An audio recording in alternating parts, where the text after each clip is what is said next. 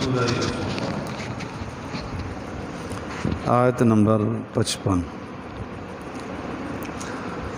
نحمدہ ونصلی علی رسولہ الکریم، اما بعد، فاعوذ باللہ من الشیطان الرجیم، بسم اللہ الرحمن الرحیم۔ قال جعلنی علی خزائن الارض انی حفیظ علیم، صدق اللہ العظیم۔ یوسف علیہ السلام کو بادشاہ کے پاس لے جایا گیا، گفتگو ہوئی۔ بادشاہ نے کہا خواب کی تعبیر براہ راست سننا چاہتا ہوں۔ انہیں پھر بتایا کہ آپ نے ایسے ایسے دیکھا ہے اور یہ اس کے نتائج ہیں۔ خواب کی تعبیر بتائی تو وہ کہنے لگا کہ اب کیسے ہوگا؟ تو یوسف علیہ السلام نے فرمایا قال جعلنی علی خزائن الارض،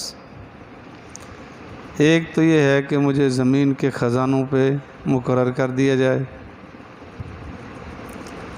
انی حفیظ علیم، بے شک میں حفاظت کرنے والا بھی ہوں، علیم بھی ہوں۔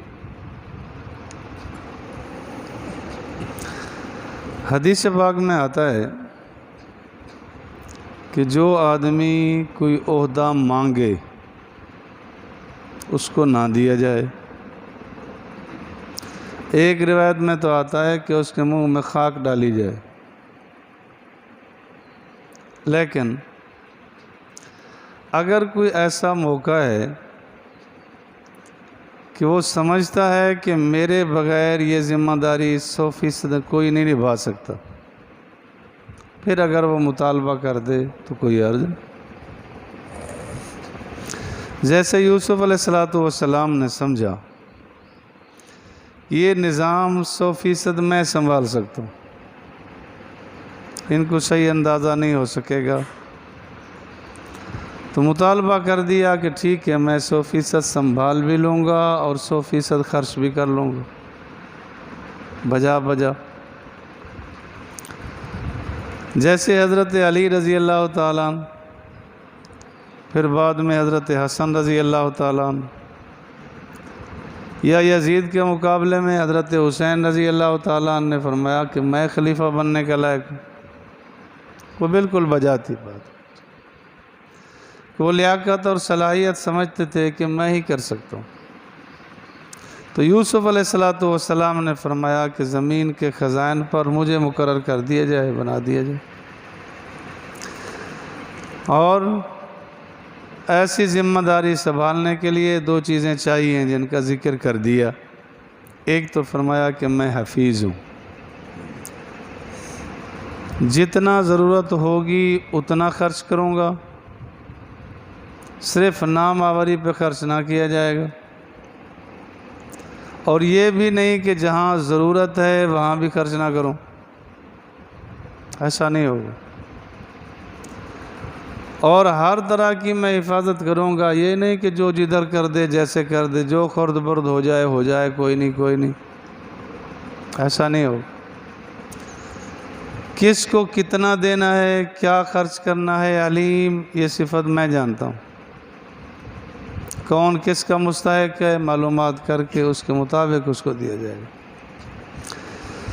خزائن پر ذمہ داری رکھنے والے اگر ان 2 صفتوں پہ اتر جائیں تو جس ملک کا نظام ہے خوشحال ہو جائے گا، کوئی پریشان نہیں رہے گا۔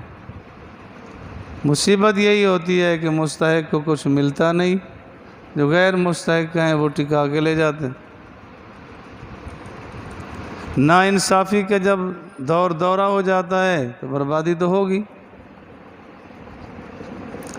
اور پھر اس کے بعد یہ کہ ان کو معلومات بھی نہیں ہوتی،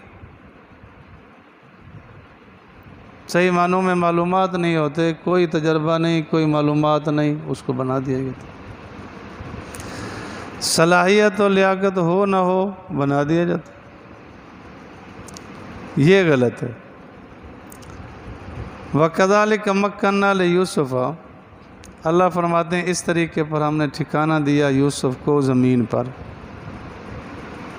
کہ یوں یہاں سے لے گئے، بادشاہت بنائی۔ اس وقت مصر کے 17 صوبے تھے، اور 17 صوبوں میں آنا جانا، نظام دیکھنا کرنا سارا ان کے حوالے ہو۔ بادشاہ نے انہی کے حوالے کر دیا، بادشاہت بھی دے دی، اور جب اعلان نبوت ہوا تو اس نے کلمہ بھی پڑھ لی۔ بہت ہی نیک اور اچھا بادشاہ تھا۔ یتبوأ منہا، ٹھکانہ دیتے ہیں اس سے، حیث یشاء، جہاں چاہتے، جہاں جاتا ہے سارے علاقے پھرے دیکھے، حکمرانی اسی کی۔ نصیب برحمتنا من نشاء، ہم نصیب کرتے ہیں برحمتنا، اپنی رحمت سے، جس کو چاہتے ہیں۔ یہ اللہ تعالیٰ کا نظام ہے، جس کو جو چاہتے ہیں دیتے۔ حضرت علی رضی اللہ تعالیٰ عنہ فرمایا کرتے تھے، رضینا بالقسمت الجبار فینا، لنا العلم ولا الجہال مالو۔ فرمایا اللہ کی تقسیم پر ہم راضی ہیں، اللہ نے ہمیں علم دے دیا ہے اور جاہلوں کو اللہ نے دنیا دے دی، ہم اللہ کی ایک تقسیم پہ راضی ہیں۔ ہے بھی ایسے کہ علم خرچ کرنے سے بڑھتا ہے، دنیا اگر خرچ کی جائے تو کم ہوگی، بڑھے گی تو نہیں۔ تو اللہ تعالیٰ نے یوسف علیہ السلام کو پھر نبی بھی بنا دیا، بادشاہ بھی بنا دیا۔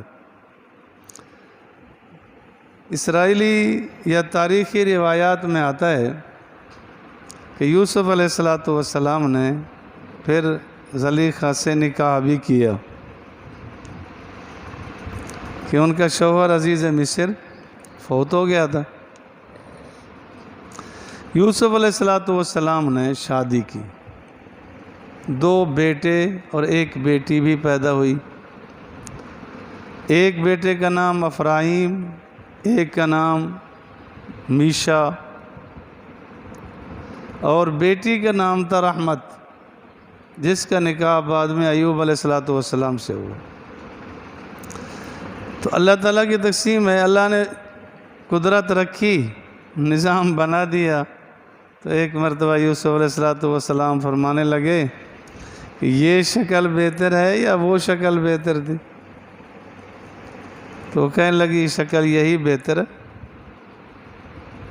لیکن اس وقت کیفیات بے بسی کے تھے۔ اللہ تعالیٰ نے پھر بھی ان کو عزت بخشی۔ ایک روایت میں یہ بھی آتا ہے کہ یوسف علیہ السلام نے فرمایا کہ اس وقت تو بڑی توجہ دی، اب آپ کی توجہ کم ہو رہی ہے۔ تو عرض کرنے لگی بات یہ ہے کہ آپ کے واسطے سے اب اللہ سے جڑ گئی،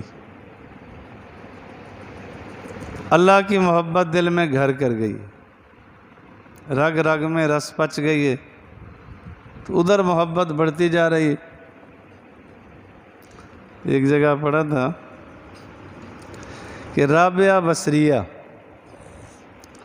کو آپ علیہ السلام کی خواب میں زیارت ہوئی، تو آپ علیہ السلام نے فرمایا کہ میری محبت بھی آپ کے دل میں ہے۔ عرض کیا اللہ کے رسول، محبت تو خیر ہے، لیکن دل ایک ہے، اللہ کا ہے، اللہ نے دیے۔ تو ہے تو ایسے ہی کہ محبت رسول بھی چاہیے، اتباع رسول بھی چاہیے، اور اللہ کی محبت اولین ہے، جس دل میں گھس گئی، گھر کر گئی، بس وہ بن گئے۔ اللہ اکبر، ولا نضیع اجر المحسنین، ہم محسنین کا اجر ضائع نہیں کرتے، جو نیکی کرے گا اس کو اجر ملے گا۔ اکثر احباب آج کل روتے پھرتے ہوتے ہیں، وہ جی فلاں کے ساتھ میں نے بھلائی کی تھی، احسان کیا تھا، آج اس نے میرے ساتھ یہ زیادتی کی ہے۔ تو احسان کا بدلہ احسان کے لیے کیا تھا، پھر تو نہیں ملا۔ احسان کیا تھا کسی پر اجر لینے کے لیے، تو اجر اللہ نے دینا ہے، وہ دے دیا، وہ ملے گا۔ ایک یہ مشہور ہے کہ جس سے نیکی کرو اس سے پوچھو کہ برائی کب کرو گے۔ ایسا ہوتا نہیں کہ اس کی برائی کا انتظار کرو، لیکن دنیا میں جب اس پر نظر ہوگی اس نے کیا دینا؟ کسی کو 10 روپے دیے اور آپ کو امید ہے کہ ہر وقت ہاتھ جوڑ کے رہے گا، یہ تو مراد پوری نہیں ہوگی۔ دنیا میں ایسا نہیں ہوتا، ہر وقت وہ اس کے ساتھ، ایسا نہیں ہوتا۔ لیکن ہے یہی کہ جس نے کسی پر کوئی احسان کیا، اس محسن کا شکر گزار زندگی بھر رہنا چاہیے۔ الانسان عبد الاحسان، انسان وہی ہوتا ہے جو اپنے محسن کا غلام بنے، ادب احترام رکھے۔ جس کے اندر یہ کیفیت نہیں ہے وہ تو آہستہ آہستہ انسانیت کے دائرے سے نکل جائے گا، باقی کیا بچے۔ وَالْأَجْرُ الْآخِرَةِ، آخرت کا اجر بہتر ہے ان لوگوں کے لیے جو ایمان لائے، وَكَانُوا يَتَّقُونَ، اور جو تقوی اختیار کرتے۔